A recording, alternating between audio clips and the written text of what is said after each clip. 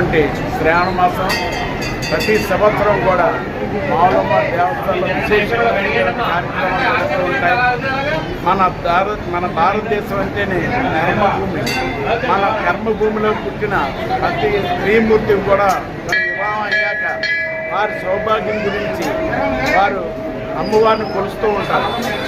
వారు ఎప్పుడూ కూడా మొహాన పసుపు రాసుకుని మొహాన కుంకుమ బొట్టు పెట్టుకుని కాలికి మధ్యలు ధరించి చేతికి గాజులు వేసుకుని మెల్ల మంగళసూత్రంతో ఎప్పుడూ కూడా సుమంగిలిగా మనకు కనబడుతూ ఉంటారు. అదే మన యొక్క భారతదేశంలో స్త్రీ యొక్క ఆలోచన.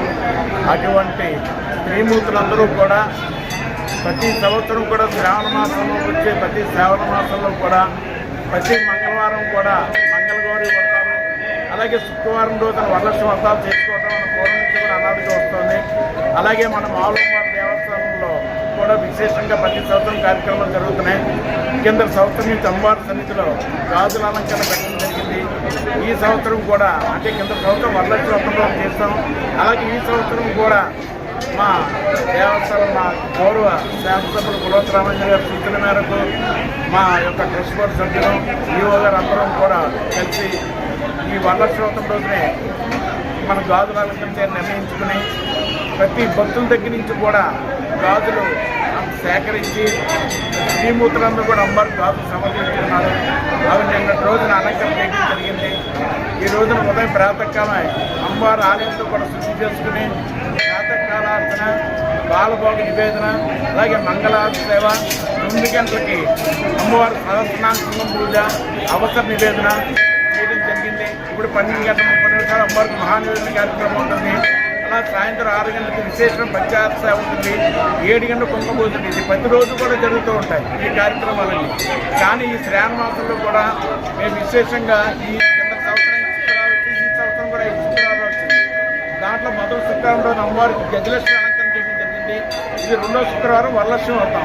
ఈ వరలక్ష్మి వ్రతం రోజున సుమారు లక్షల గాజులతోటి అమ్మవారికి గాజుల అలంకరణ చేయడం జరిగింది. అమ్మవారి సన్నిధిలో ప్రతి నెల కూడా ప్రతి పౌర్ణానికి అమావాస్య కూడా చండీ హోమం చేస్తూ ఉంటాం. దానిలో భాగంగా 3వ శుక్రవారం రోజున పౌర్ణమి తిథి వచ్చింది కాబట్టి ఆ రోజున అమ్మవారి లక్ష్మీదేవి అలంకరణ చేసి చండీ హోమం చేస్తాం. అలాగే 4వ శుక్రవారం రోజున అమ్మవారికి ఈ భీమవరం ప్రాంతం నివసించే స్త్రీమూర్తిని, అలాగే ఈ ప్రాంతంలో నివసించే స్త్రీమూర్తులే కాకుండా ఈ పట్టణం దగ్గరలో ఉన్న స్త్రీమూర్తులందరూ కూడా విశేషంగా ఆ రోజున వేలాదిగా తరలి వస్తారు. ఆ రోజున అందరి చేత కూడా స్వామికి వరలక్ష్మి వ్రతాలు చేయిస్తాం. ప్రతి సంవత్సరం 4వ శుక్రవారం రోజున స్వామికి వరలక్ష్మి వ్రతాలు చేయిస్తూ ఉంటాం.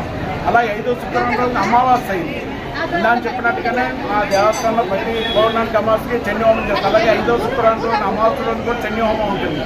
కాబట్టి ఈ విశేషం కార్యక్రమంలో స్త్రీమూర్తులందరూ కూడా పాల్గొని, ఎందుకంటే ప్రతి స్త్రీమూర్తి కూడా వాళ్ళ సౌభాగ్యం బాగుండాలని చెప్పని, అలాగే వాళ్ళ భర్తలు చేసే వృత్తిలో కానీ, ఉద్యోగాల్లో కానీ, వ్యాపారంలో కానీ, వ్యవసాయ అన్ని విధాలా కూడా రాణించాలని చెప్పి ప్రతి స్త్రీమూర్తికి కూడా అమ్మవారిని కోరుకుంటూ ఉంటారు. అటువంటి త్రిశక్తి స్వరూపమైన శ్రీ మహాలక్ష్మి, మహాకాళి, మహాశక్తి త్రిశక్తి స్వరూపమైన మావులమ్మవారి శరీరంలో మనం ఏ కోరికను కూడా నెరవేరుస్తారు. కాబట్టి ఈ శ్రావణ మాసంలో స్త్రీమూర్తులందరూ కూడా అమ్మవారిని దర్శించుకుని అమ్మవారి యొక్క కృపకి పాల్గొనబోతున్నాం. జై మావులమ్మ, జై జై మావులమ్మ.